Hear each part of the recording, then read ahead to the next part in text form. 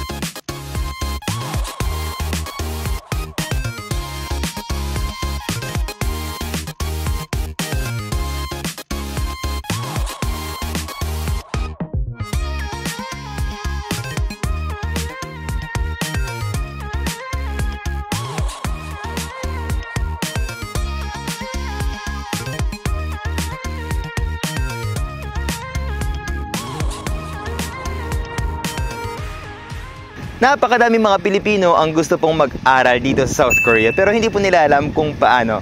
Kaya naman ay andito kami para po ituro sa inyo kung paano po tayo pwede mag-aral sa Korea. So kung handa ka na, let's go! So ngayon ay kasama po natin ang ating dalawang Pinoy na nais mag-aral dito sa South Korea at andito po sila, kasama po natin si... 안녕하세요. 제 이름은 니키입니다. 만나서 반갑습니다. Ano yung mga paraan para tayo pwede mag-aral dito sa Korea? First is through JKS or Global Korea Scholarship. Second naman is meron tayong KOICA. And third naman meron tayong University Scholarship through taking TOEIC exams. So, ano yung mga paghahanda na ginagawa nyo ngayon? Sa ngayon po, nag-aaral po kami ng Korean language in preparation po the TOEIC exam. Dahil kailangan po namin makakuha ng TOEIC 2 to level 3 para makapasok po kami sa university. Ibig sabihin yung topic ay isa po sa requirement na kailangan po ninyo?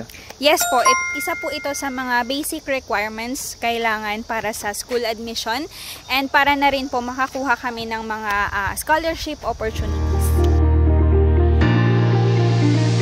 Dito po sa Kimcheon University ay meron na po tayo language school. Mula pa lang sa Pilipinas ay nagbibigay na po tayo ng mga ilang training course para kayo po ay pwedeng mag-aaral po ng Korean at kahit po dito sa Korea ay meron din po tayong training language.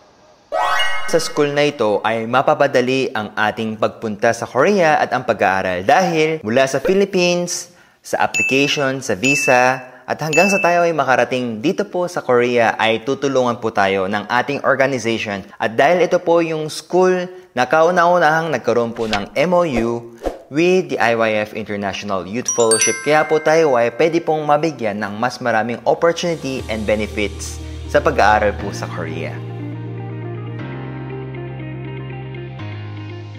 Napakadaming mga estudyante sa Pilipinas ang gusto mag-aral sa Korea at sa ibang bansa pero hindi po nila alam kung paano.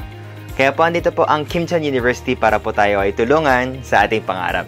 So ano pang hinintay nyo? Tara!